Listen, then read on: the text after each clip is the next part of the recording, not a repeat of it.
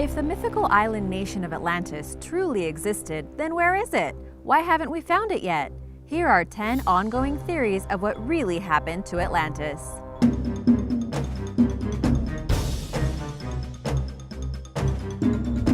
Number 10. It's the island of Santorini. A common view is that Atlantis was actually part of Santorini, a small island in the East Mediterranean that was partly destroyed by the mighty volcano of Thera in 1646 BC. Yep, a long time ago.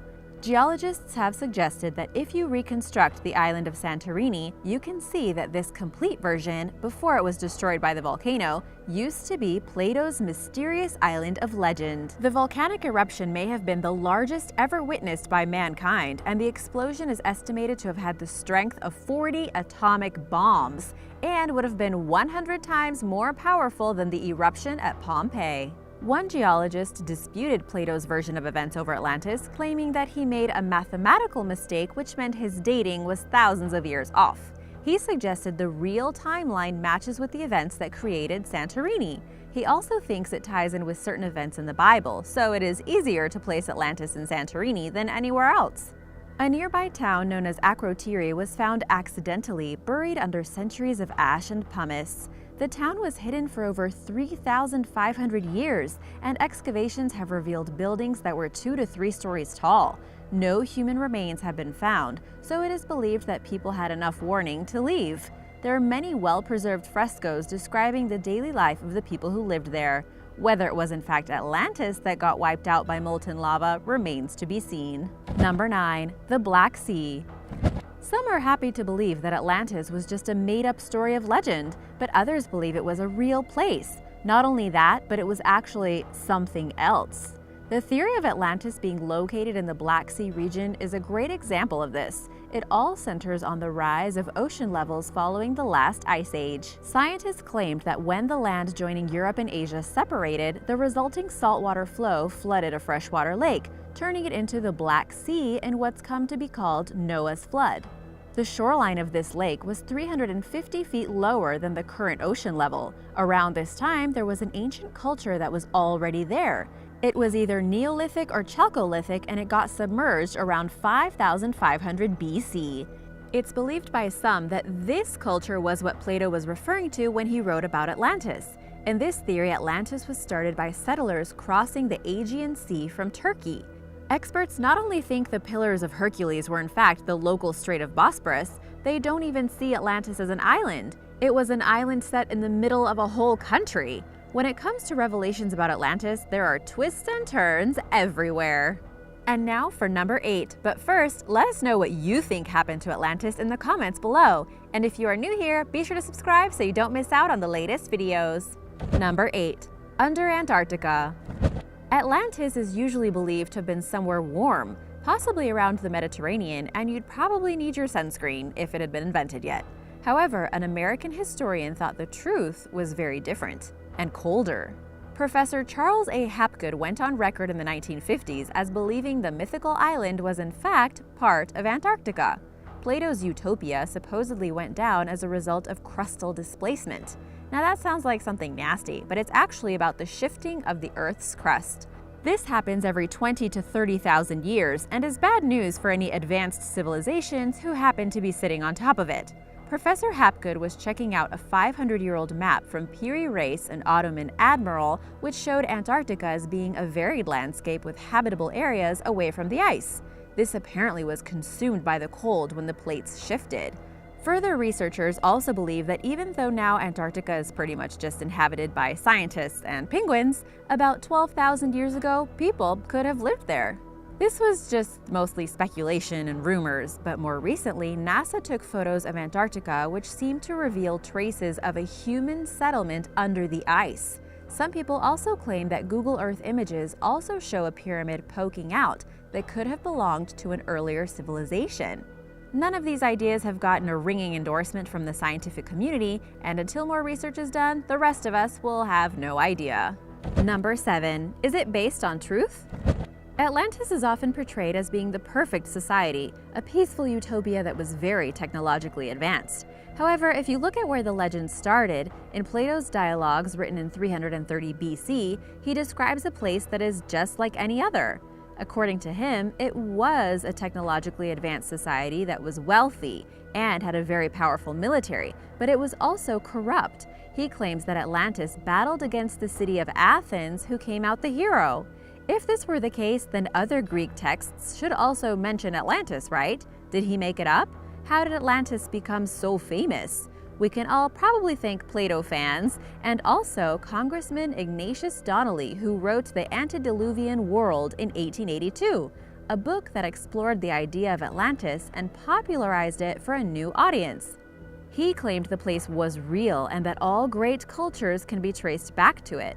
He also added his own facts and stories, so it's not really a great resource. He even sent a copy to Charles Darwin, who didn't believe any of it. Other people who were less skeptical believed there must be some truth to the myths, and now there are even Atlantis experts. There are many arguments and evidence that it could be in the Atlantic Ocean, Antarctica like I mentioned, Bolivia, Turkey, Malta, or even the Caribbean. Plato was clear though. It should be past the Pillars of Hercules, which we now know as the Strait of Gibraltar. However, as you know, nothing has been found yet. Number 6. It was founded by Lemurians. An old idea about Atlantis is that it's connected to the lost continent of Lemuria. Lemuria was believed to be located in the Indian or Pacific Oceans, but their continent sunk due to volcanic activity. The Lemurians were beings who could travel between dimensions by altering the matter in their bodies. Plate tectonic theory and the existence of other continents strongly discounts that this ever existed, just to be clear. But apparently, when they lost their continent, some moved to Africa and used their powers of matter control to build the pyramids in Egypt, because why not? Others went on and founded Atlantis, which was located in the Atlantic.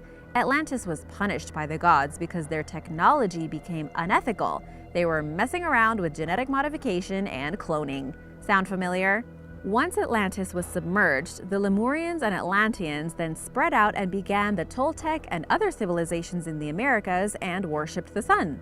It's said there are Lemurians and Atlanteans in the world today, so watch out for people teleporting and lifting rocks with their minds. Again, just to be clear, there is no evidence on the ocean floor that these continents ever existed. Number 5. Lost in the Bermuda Triangle.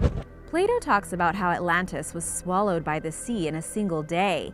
Even so, you'd think that over the centuries, someone would have stumbled on something concrete to prove the island existed, right?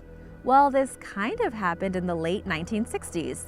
A professional diver and physician named Ray Brown was diving in the Bermuda Triangle off of Miami looking for treasure, and he claimed that he had discovered an underwater city. He said the buildings looked very advanced, and he found the tip of a pyramid. As you know, the Bermuda Triangle is known for strange disappearances and mysterious cases of technology malfunctioning. French explorers later went to the same area and also reported finding an enormous crystal pyramid in the seabed. The sonar readings said the pyramid was larger than the largest found in Egypt, with 2 holes at the top that sometimes open and suck in water, creating a vortex. This vortex would be responsible for the dangerous conditions in the sea, creating rogue waves and thick mist. Why would the Atlanteans build a water-sucking pyramid?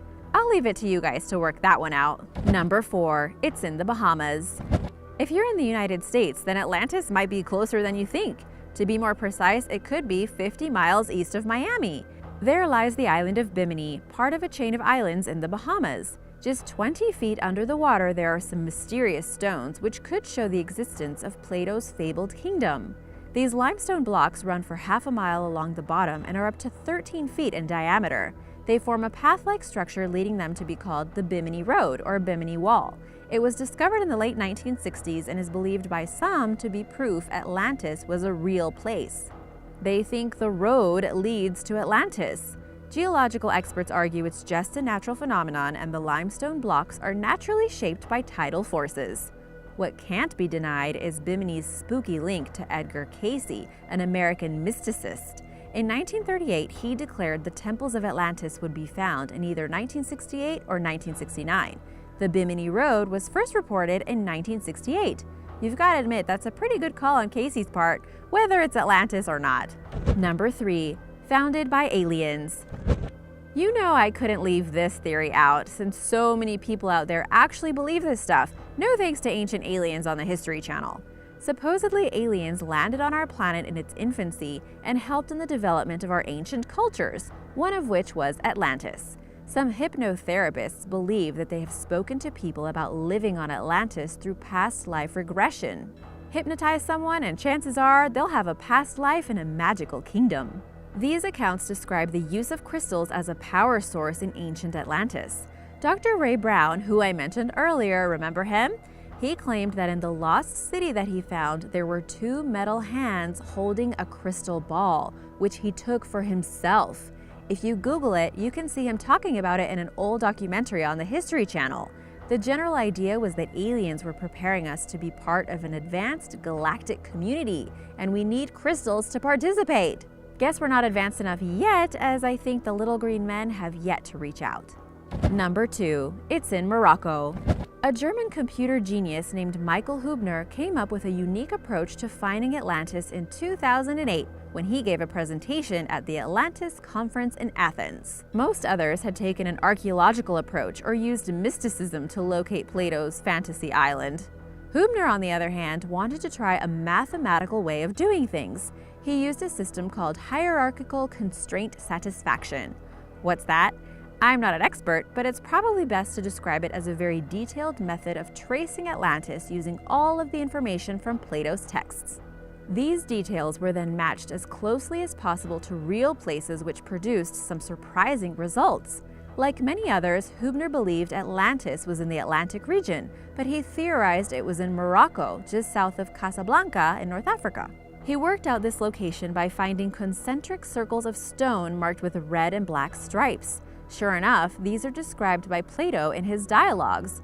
Hubner sadly died in 2013, but his theory was brought to a wider audience by writer Mark Adams, who released the book Meet Me in Atlantis in 2015. The Moroccan argument is a compelling one. Number 1. Plato made it up. I'm sad to say that the most realistic theory is that Atlantis was made up by Plato, the Athenian philosopher who first told the world about it. Plato lived between 424 to 328 BC. The legendary island with an advanced civilization was described in his dialogues titled Timaeus and Critias, which were written around 330 BC. It was watched over by the god Poseidon and named after Poseidon's son Atlas, who became its king. If you believe the gods existed, fine. If you don't, then this won't make any sense. Plato said Atlantis was located in the Atlantic Ocean past what's thought to be the Strait of Gibraltar. That's possible, but when you look at the society of Atlantis, it really looks like Plato invented it. Plato had a lot of thoughts about what makes a perfect society, and it just so happens Atlantis reflected these ideas. It also got too arrogant, conquering the globe, and then was sunk by the gods in a day as punishment for losing its morality. It's believed Plato created the story of Atlantis just to prove a point and warn the Greeks about their behavior. He has sent many on a wild goose chase over the centuries, and people have lost fortunes and their lives looking for Atlantis. He's not here to defend himself, but he was definitely a good storyteller. Thanks for watching! Do you think Atlantis really exists? Do you have any idea where it is? Let us know in the comments. Be sure to subscribe, and I'll see you next time. Bye!